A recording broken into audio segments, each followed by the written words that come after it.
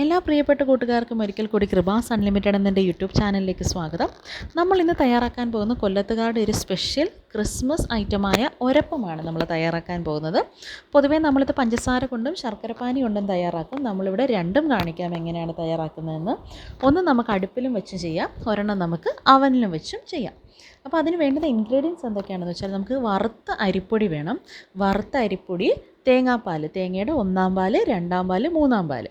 പിന്നെ നമുക്ക് നെയ്യ് വേണം, ഉപ്പ്, പഞ്ചസാര പൊടിച്ചത് വേണം, പിന്നെ അണ്ടിപ്പരിപ്പ്, ഉണക്കമുന്തിരി, ഏലക്ക, പിന്നെ 2 മുട്ട.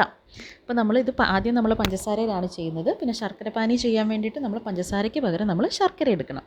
അപ്പോൾ ഇതിൻ്റെ മെഷർമെൻറ്റ് എന്താണെന്ന് വെച്ചാൽ നമ്മൾ ഇപ്പോൾ 2.5 കപ്പ് അരിപ്പൊടിയാണ് നമ്മൾ എടുക്കാൻ പോകുന്നത്. അപ്പോൾ അതിൻ്റെ മെഷർമെൻറ്റ് കപ്പ് ഞാൻ കാണിക്കാം. അപ്പം അത് അത്രയും തന്നെ അളവിൽ 2 കപ്പ്, അതിൻ്റെ അതേ അളവിൽ 2 കപ്പ് തേങ്ങാപ്പാൽ 1-ാം പാല്, 2 കപ്പ് 2-ാം പാല്, 2 കപ്പ് 3-ാം പാല്, പിന്നെ ഒരു 1.5 കപ്പ് പഞ്ചസാര വേണം. പഞ്ചസാര പൊടിച്ചതായിരിക്കും നല്ലത്. അപ്പോൾ നമ്മളൊരു 250 മില്ലിയുടെ ഒരു മെഷർമെൻറ്റ് കപ്പാണ് എടുക്കുന്നത്. അപ്പം ആ ഒരു അളവിൽ തന്നെ ആയിരിക്കണം എല്ലാം എടുക്കുന്നത്. അരിപ്പൊടി എടുക്കുമ്പോൾ അതേ ഒരു അളവിൽ തന്നെ 2 കപ്പ് 1-ാം പാല്, 2 കപ്പ് 2-ാം പാല്, 2 കപ്പ് 3-ാം പാല്. ഇതൊരു 250 ഗ്രാമിൻ്റെ മെഷർമെൻറ്റ് കപ്പാണ്. ഇതാണ് നമ്മൾ മെഷർ ചെയ്യാനായിട്ട് യൂസ് ചെയ്യുന്നത്. അപ്പോൾ ആദ്യം നമുക്ക് പഞ്ചസാര കൊണ്ട് എങ്ങനെയാണ് തയ്യാറാക്കുന്നതെന്ന് നോക്കാം. അപ്പോൾ നമുക്ക് അത്യാവശ്യം വലിയൊരു ബൗൾ എടുത്തിട്ട് നമുക്ക് കുറച്ച് മിക്സ് ചെയ്യണം. അതുകൊണ്ട് അത്യാവശ്യം നല്ലൊരു വലിയ ബൗൾ എടുത്തിട്ട് അതിലേക്ക് 2 മുട്ട പൊട്ടിച്ചൊഴിച്ചതിന് ശേഷം നമ്മൾ ഒരു നുള്ളു ഉപ്പിട്ട് കൊടുക്കാം. ഒരു നുള്ളു ഉപ്പിട്ടതിന് ശേഷം നമുക്ക് നല്ലപോലെ ഇതൊന്ന് ബീറ്റ് ചെയ്യണം. അപ്പോൾ നമുക്ക് പഞ്ചസാര പൊടിച്ച് ചേർക്കുന്നതാണ് എപ്പോഴും നല്ലത്. പഞ്ചസാര തരി പോലെ കിടക്കുന്നതിനേക്കാൾ നല്ലത് നമുക്കൊന്ന് പൗഡർ ചെയ്തെടുത്തിട്ട് നമുക്ക് ആ പഞ്ചസാര ഇട്ട് കൊടുത്താൽ നല്ലതുപോലെ നമുക്ക് പെട്ടെന്നൊന്ന് ബീറ്റ് ചെയ്തെടുക്കാൻ പറ്റും. കാരണം നമുക്ക് ഇനി തന്നെ ഒരുപാട് ഇളക്കാനുണ്ട് ഇത് അടുപ്പിലിട്ടായാലും. അപ്പോൾ നമുക്ക് ഈ തരി പോലെ കിടന്ന് ഇളക്കി ഇത് ലൂസാക്കുന്നതിലും നമുക്ക് കുറച്ചുകൂടി ബെറ്റർ നമ്മൾ പൊടിച്ച് ചേർക്കുന്നതായിരിക്കും. അപ്പോൾ നമുക്ക് നല്ലതുപോലെ ഒന്ന് ബീറ്റ് ചെയ്ത് കൊടുക്കാം. പൊടിയായിരുന്നത് കൊണ്ട് തന്നെ നമുക്ക് പെട്ടെന്ന് തന്നെ നല്ലതുപോലെ അങ്ങ് മിക്സാക്കി എടുക്കാൻ പറ്റി. അപ്പോൾ ഇനി ഇതിലേക്ക് നമ്മൾ ചെയ്യാൻ പോകുന്നത് നെക്സ്റ്റ് തേങ്ങയുടെ 3-ാം പാൽ ഒഴിച്ച് കൊടുക്കുകയാണ്. അപ്പോൾ നമുക്ക് കുറച്ചായിട്ട് നമുക്ക് ഈ 3-ാം പാൽ ഒഴിച്ച് നല്ലതുപോലെ ഒന്ന് ലൂസൺ ചെയ്യാം. ആ ഒരു മുട്ടയൊന്ന് നല്ലതുപോലെ ഒന്ന് ലൂസാക്കി എടുക്കാം. അപ്പോൾ അതൊന്ന് നല്ലതുപോലെ ലൂസായി വരുന്നത് കണ്ടോ. അപ്പോൾ ഇതുപോലെ നമുക്ക് ആ 3-ാം പാലാണ് ഒഴിച്ചു കൊടുക്കേണ്ടത്. 3-ാം പാൽ ഒഴിച്ചു കൊടുത്ത് നമുക്ക് നല്ലതുപോലെ ഇതൊന്ന് ഇളക്കി ഒന്ന് വെള്ളം പോലെ ആയതിന് ശേഷം നമുക്ക് ഇതിലേക്ക് നമ്മൾ എടുത്തു വച്ചിരുന്ന വറുത്ത അരിപ്പൊടി ഇട്ട് കൊടുക്കാം. അപ്പോൾ അത് നല്ലതുപോലെ ഒന്ന് മിക്സ് ചെയ്യുക. അത് ഇട്ട് കൊടുക്കുക. കുറച്ച് അരിപ്പൊടി ഇട്ട് കൊടുക്കുക, കുറച്ച് തേങ്ങാപ്പാൽ ഒഴിച്ച് കൊടുക്കുക, കുറച്ച് അരിപ്പൊടി ഇട്ട് കൊടുക്കുക. അപ്പോൾ നല്ല കുറുകി വരുന്നത് കണ്ടോ. അപ്പം ഇങ്ങനെ കുറുകും തോറും വറുത്ത അരിപ്പൊടി ആണ്ട് ഇത് പെട്ടെന്ന് കയറി കുറുകും. അപ്പോൾ നമുക്ക് ലൂസാക്കാൻ വേണ്ടിയിട്ട് ഈ 3-ാം പാൽ ഇങ്ങനെ ഒഴിച്ച് കൊടുത്തുകൊണ്ടേ ഇരിക്കുക. കുറച്ചൊന്ന് ഡ്രൈ ആകുമ്പോഴത്തേക്ക് നമുക്കൊന്നും കൂടി ഒന്ന് ലൂസാക്കാൻ വേണ്ടി നല്ലതുപോലെ മിക്സ് ചെയ്യണം. നമ്മളിനി ഇത് അടുപ്പിലിട്ട് വേവിക്കും. അപ്പോഴത്തേക്ക് ഇത് പെട്ടെന്ന് കയറി അങ്ങ് കുറുകും. അപ്പോൾ കുറുകുന്നതനുസരിച്ച് നമുക്ക് ലൂസാക്കാൻ വേണ്ടിയിട്ട് ഇങ്ങനെ തേങ്ങാപ്പാൽ ആദ്യം 3-ാം പാൽ പിന്നെ 2-ാം പാൽ എന്നുള്ള രീതിയിൽ ഇങ്ങനെ ഒഴിച്ചു കൊടുത്തുകൊണ്ടിരിക്കാം. അപ്പോൾ ഏകദേശം ഈ ഒരു കൺസിസ്റ്റൻസി ആകുമ്പോഴത്തേക്ക് നമുക്ക് ബാക്കിയുള്ള 3-ാം പാലും പിന്നെ 3-ാം പാൽ തീർന്നു കഴിഞ്ഞാൽ കുറച്ച് 2-ാം പാലും കൂടി ഒഴിച്ച് നല്ലതുപോലെ ലൂസായിട്ട് ഈ ഒരു കൺസിസ്റ്റൻസി നല്ല വെള്ളം പോലെ ആയിരിക്കണം. അപ്പം എങ്ങും അത് കട്ട കുത്തിയൊന്നും കിടക്കാതെ വളരെ ലൂസാക്കിയിട്ട് നമുക്കിത് ഒരു അരമണിക്കൂർ നമുക്കൊന്ന് റെസ്റ്റ് ചെയ്യാനായിട്ട് വെക്കണം. അപ്പോൾ നല്ല ലൂസാവണം. നമുക്കത് എടുക്കുമ്പോൾ കണ്ടോ നമുക്ക് നല്ല ലൂസായിട്ട് വെള്ളം പോലെ ആ ഒരു വെള്ളത്തിൻ്റെ ആ ഒരു ലെവലിൽ നമുക്ക് നിർത്തണം. അപ്പോൾ 2-ാം പാൽ ഒഴിച്ചു കൊടുത്ത് അപ്പോൾ എത്രത്തോളം തേങ്ങാപ്പാൽ ഇതിലേക്ക് ചേരുന്നോ അത്രത്തോളം ഇതിൻ്റെ ടേസ്റ്റ് നമുക്ക് കൂടും. നമുക്ക് നല്ല ലൂസാക്കി വെക്കാം. അപ്പോൾ ഈ ഒരു സ്റ്റേജ് ആകുമ്പോഴത്തേക്ക് നമ്മൾ ഏകദേശം ഒരു 3-ാം പാൽ മൊത്തം ഒഴിച്ചു കഴിഞ്ഞു. ഒരു പകുതി 2-ാം പാലും കൂടി ഒഴിച്ചിട്ടുണ്ട്. ഈ ഒരു ലെവലിൽ നമുക്കൊരു അരമണിക്കൂർ റെസ്റ്റ് ചെയ്യാൻ വെക്കാം. അപ്പോൾ അതിന് നമുക്ക് തൽക്കാലം ഒരു അരമണിക്കൂർ റെസ്റ്റ് ചെയ്യാനായിട്ട് മാറ്റി വെച്ചതിന് ശേഷം നമുക്കിനി ശർക്കരപ്പാനി കൊണ്ട് എങ്ങനെയാണ് ഈ ഒരപ്പം തയ്യാറാക്കുന്നതെന്നൊന്ന് കാണിച്ചു തരാം. അപ്പോൾ അതിന് വേണ്ടിയിട്ട് ഒരു വലിയ ബൗൾ എടുക്കാം. അപ്പോൾ നേരത്തെ അതേ പ്രൊസീജിയർ തന്നെ നമ്മൾ പഞ്ചസാരയ്ക്ക് പകരം ശർക്കര ചേർക്കുന്നതേ ഉള്ളൂ. അപ്പം 2 മുട്ട പൊട്ടിച്ചൊഴിക്കാം. അതിലേക്ക് ഉപ്പിട്ട് കൊടുത്തിട്ട് നമുക്ക് നല്ലതുപോലെ ഒന്ന് ബീറ്റ് ചെയ്യാം.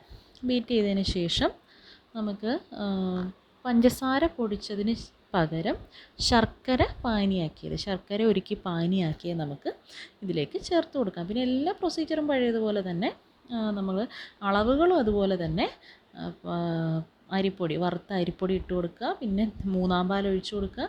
അതൊന്ന് മിക്സ് ചെയ്ത് എല്ലാ മൂന്നാം പാലും ഒഴിച്ചു കൊടുത്തൊന്ന് മിക്സ് ചെയ്ത് വീണ്ടും കുറുകിയിരിക്കുകയാണെങ്കിൽ രണ്ടാം പാൽ പകുതി ഒഴിച്ച് നമുക്കൊന്ന് സെറ്റ് ചെയ്യാനായിട്ട് നമുക്ക് മാറ്റി വെക്കാം. അപ്പം നമ്മുടെ മുട്ട ഏകദേശം ഒന്ന് നല്ലതുപോലെ ഒന്ന് മിക്സായി അതിലേക്ക് നമ്മൾ ശർക്കരപ്പാനി ചേർത്ത് കൊടുക്കാം.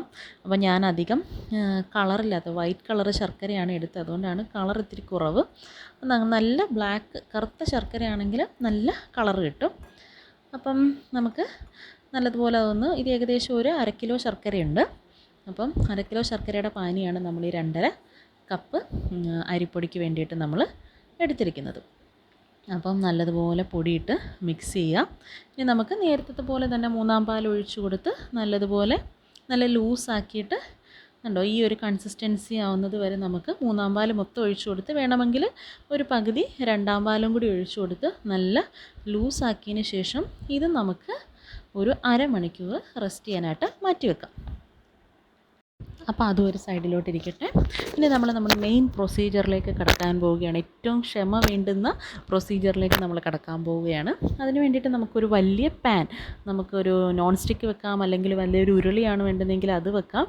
അപ്പോൾ എന്തായാലും നമുക്ക് നല്ലതുപോലെ ഇളക്കാനുണ്ട് ഒരുപാട്. അപ്പോൾ നമുക്കതുകൊണ്ട് പുറത്ത് പോകാത്തക്ക രീതിയിൽ അത്യാവശ്യം വലിയൊരു പാൻ എടുത്ത് അതിലേക്ക് 3 സ്പൂൺ നെയ്യ് നമുക്ക് ഒഴിക്കാം. കാരണം ഞാനിവിടെ 2 തരത്തിലാണ് ഉണ്ടാക്കാൻ പോകുന്നതെന്ന് പറഞ്ഞു. അപ്പോൾ അതിന് വേണ്ടിയിട്ടുള്ള അണ്ടിപ്പരിപ്പും കിസ്മിസും ഒക്കെ നമുക്കൊന്ന് ആദ്യമേ തന്നെ വറുത്ത് കോരി മാറ്റി വെക്കാം. അതുകൊണ്ട് ഞാനൊരു 3 സ്പൂൺ നെയ്യ് ഒഴിച്ചിട്ടുണ്ട്. അതിലേക്ക് നമുക്ക് അണ്ടിപ്പരിപ്പും കിസ്മിസും ഒരുമിച്ച് നമുക്കതിനെ വറുത്ത് കോരി മാറ്റി വെക്കാം. അപ്പം നെയ്യ് ചൂടായി കഴിയുമ്പോഴത്തേക്ക് നമുക്കതിലേക്ക് അണ്ടിപ്പരിപ്പിട്ട് വറുത്ത് കോരാം. അതിനുശേഷം കിസ്മിസ് എൻ്റെ കയ്യിൽ വെള്ളയും കറുപ്പും ഒക്കെ ആയിട്ട് മിക്സായിട്ടിരിക്കുകയായിരുന്നു. അപ്പം ഞാനതെല്ലാം ഇട്ട് കൊടുത്തിട്ടുണ്ട്.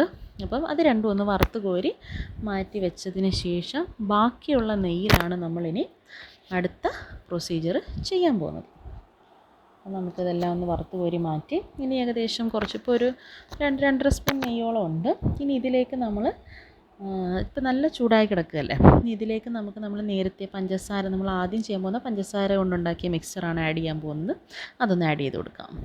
അപ്പോൾ നമ്മൾ എടുത്ത് വെച്ചിരുന്ന ഏലക്ക ഒന്ന് പൊടിച്ചിട്ട് നമുക്ക് ഈ പഞ്ചസാര ചേർത്ത് നമ്മളുണ്ടാക്കി വെച്ചിരുന്ന ആ ഒരു മിക്സർ നമുക്ക് കുറച്ച് ഏലക്കാപ്പൊടിയും കൂടി ചേർത്ത് ഈ നെയ്യിലേക്ക് നമുക്ക് ഒഴിച്ചു കൊടുക്കാം.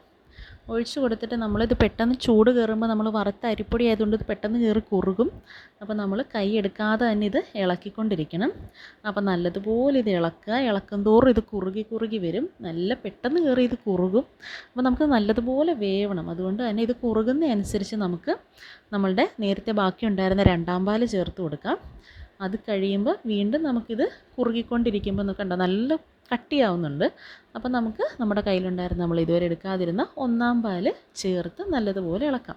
അപ്പോൾ എത്രത്തോളം നമ്മളുടെ തേങ്ങാപ്പാൽ ചേർക്കുന്നോ അത്രത്തോളം ഇതിൻ്റെ ടേസ്റ്റ് കൂടും. തേങ്ങാപ്പാലാണ് ഇതിൻ്റെ ടേസ്റ്റ് കൂട്ടുന്നത്. അപ്പം നമുക്ക് നമ്മുടെ കയ്യിലുണ്ടായിരുന്ന തേങ്ങാപ്പാൽ, രണ്ടാം പാല് നമ്മൾ ബാക്കിയുണ്ടായിരുന്നത് ഒഴിച്ച്, അതുപോലെ തന്നെ ഒന്നാം പാലും ഒഴിച്ച് നമ്മളൊരു മീഡിയം ടു ലോ ഫ്ലെയിമിൽ നല്ലതുപോലെ ഇളക്കി കൊടുത്തുകൊണ്ടിരിക്കുക. അപ്പോൾ കണ്ടോ നല്ലതുപോലെ ഒന്ന് കുറുകി വന്നിട്ടുണ്ട്. അപ്പം ഇത് നല്ല ക്ഷമ വേണം, നമ്മൾ കൈ എടുക്കാനേ പാടില്ല. ഇത് കൈ എടുക്കാതെ തന്നെ നമ്മളിത് നല്ലതുപോലെ ഇളക്കി ഈ പാത്രത്തിൽ നിന്ന് വിട്ട് വരുന്ന ഒരു അവസ്ഥ. അതുകൊണ്ടാണ് നമ്മൾ കുറച്ചും കൂടി നോൺ സ്റ്റിക്ക് നമ്മൾ പ്രിഫർ ചെയ്യുന്നത്. കാരണം അലൂമിനിയം ഒക്കെ ആണെങ്കിൽ നമുക്കിത് അടിയിൽ പിടിക്കാൻ സാധ്യതയുണ്ട്. അപ്പോൾ നമ്മൾ ഇളക്കാനുള്ള ആ ഒരു ബുദ്ധിമുട്ടും കൂടും. അപ്പോൾ നമ്മൾ നോൺ സ്റ്റിക്ക് എടുക്കുന്നതായിരിക്കും നല്ലത്. അപ്പം ഇങ്ങനെ ഇളക്കി ഇനി ഇതിലേക്ക് നമുക്ക് 2 സ്പൂണ് നെയ്യ് ചേർത്ത് കൊടുക്കണം. അതിനുശേഷം നമ്മളിനി ഇത് വേറൊരു പാത്രത്തിലേക്ക് മാറ്റും. അപ്പം ഇത് നെയ്യ് ചേർത്ത് കൊടുത്തതിന് ശേഷം നമുക്ക് കുറച്ച് അണ്ടിപ്പരിപ്പും ഉണക്കമുന്തിരിയും, നമ്മൾ വറുത്ത് വെച്ചിരുന്ന അണ്ടിപ്പരിപ്പും ഉണക്കമുന്തിരിയും കുറച്ച് ഇതിലേക്ക് ചേർത്ത് കൊടുത്തതിന് ശേഷം നമുക്കിനി ഇതൊരു അലൂമിനിയം പാത്രത്തിലേക്ക് ജസ്റ്റ് ഒന്ന് നെയ്യൊക്കെ തൂത്ത് വെച്ചിരിക്കുന്ന ഒരു അലൂമിനിയം പാത്രത്തിൽ നമുക്കിത് മാറ്റിയിട്ട് നമുക്കിനി ഇതൊരു ഉരുളിയിൽ വെച്ച് ഇതിൻ്റെ മുരിച്ചെടുക്കണം. മുകളിലത്തെ ഭാഗവും അടിയിലത്തെ ഭാഗവും നമ്മൾ ദം ചെയ്തെടുക്കുന്നത് പോലൊന്ന് വേവിച്ചെടുക്കണം. അപ്പോൾ അതിന് വേണ്ടിയിട്ട് നമ്മൾക്കൊരു അലൂമിനിയം പാത്രത്തിലേക്ക് ഇത് മാറ്റണം. അപ്പോൾ ഒരു അലൂമിനിയം പാത്രത്തിൽ ജസ്റ്റ് ഒന്ന് നെയ്യൊക്കെ ചേർത്ത് ഒന്ന് തൂവി നമുക്കൊന്ന് വെക്കാം. ഇതുപോലെ ഇതിലേക്ക് നമുക്കിനി നമ്മളിപ്പം ഈ കുറുകിയ ഈ ഒരു മിക്സ്ചർ നമുക്കൊന്ന് മാറ്റണം. അലുമിനിയം പാത്രത്തിലേക്ക് മാറ്റിയതിന് ശേഷം നമുക്ക് അത്യാവശ്യം വലിയൊരു ഉരുളി, ആ ഒരു പാത്രം അതിനകത്തിരിക്കത്തക്ക രീതിയിലുള്ളൊരു ഉരുളി എടുത്ത് അതിലൊരു തിരിക വെച്ചിട്ട് നമുക്ക് ആദ്യം ഇതൊന്ന് 10 മിനിറ്റ് പ്രീ ഹീറ്റ് ചെയ്യണം. അപ്പോൾ ഇതിനകത്തൊരു തിരിക വെച്ചിട്ട് നമുക്കൊന്ന് ചൂടാക്കാം. അപ്പോൾ ആ ഉരുളി അവിടെ ഇരുന്ന് അതിനകത്തൊരു തിരികെയൊക്കെ വെച്ചിട്ട് നമ്മൾ പ്രീ ഹീറ്റ് ചെയ്യാൻ വെച്ചിട്ടുണ്ട്.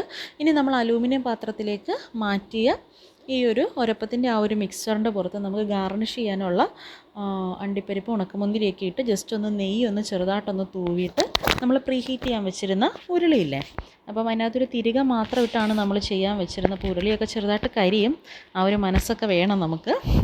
അപ്പം നല്ല ചൂടായിട്ടിരിക്കുന്ന അതിലേക്ക് നമ്മൾ എടുത്തു വെച്ചിരുന്ന ആ ഒരു മിശ്രിതം, ആ ഒരു അലൂമിനിയം പാത്രം അതിലേക്ക് ഇറക്കി വെച്ച് നമുക്കെന്നിട്ട് നമ്മളുടെ അടപ്പ് കൊണ്ട് അതൊന്ന് ജസ്റ്റ് മൂടിക്കൊടുക്കാം. മൂടിക്കൊടുത്തിട്ട് ഇനി ഒരു അരമണിക്കൂർ നമുക്ക് ഇതിരുന്ന് വേവണം.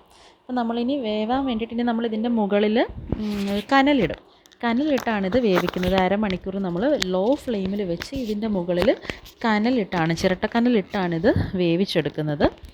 അപ്പം നമുക്കൊന്ന് ചിരട്ടക്കനൽ ഇതിൻ്റെ മുകളിലേക്ക് ഇട്ട് കൊടുക്കാം. അപ്പോൾ ചിരട്ടക്കനൽ കിട്ടത്തില്ല എന്നുള്ളവർക്ക്, ഇപ്പോൾ പുറത്തൊക്കെ ഉള്ളവരാണെങ്കിൽ ചിരട്ടക്കനൽ അവൈലബിൾ അല്ലെങ്കിൽ നിങ്ങൾ നല്ല തിളച്ച വെള്ളം, നല്ലൊരു ചരുവത്തിൽ തിളച്ച വെള്ളം എടുത്ത് ഇതിൻ്റെ മുകളിൽ വെച്ചാലും മതിയാവും. അപ്പോൾ ചിരട്ടക്കനലുള്ളവർക്ക് അങ്ങനെ ഇടാം.